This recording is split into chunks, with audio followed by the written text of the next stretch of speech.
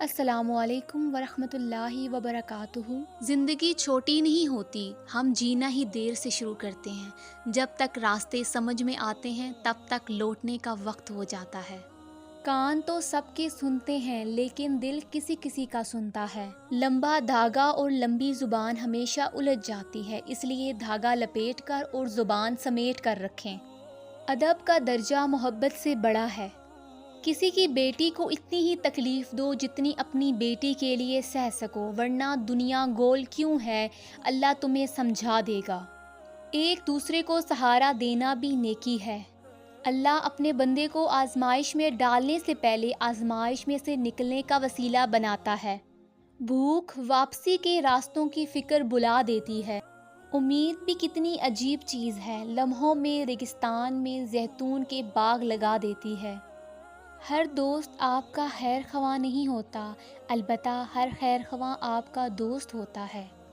سب سے خوبصورت آنکھیں وہ ہوتی ہیں جو اللہ کے خوف سے اشک بار ہو جاتی ہیں، اور سب سے خوبصورت دھڑکن وہ ہوتی ہے جو اللہ کا نام سنتے تیز تیز دھڑکنے لگتی ہے۔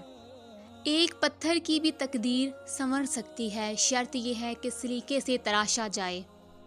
کبھی کسی کو یہ مت کہو کہ تم مجھے یاد رکھنا، تم اگر یاد رکھنے کے قابل ہوئے تو یقیناً یاد رہ جاؤ گے۔ عمر کا تعلق سالوں سے نہیں ہوتا، بعض اوقات انسان عین جوانی میں صدیوں پرانا ہو جاتا ہے۔ جس کو کہہ دو کہ وہ ضروری ہے وہی دامن چھڑانے لگتا ہے۔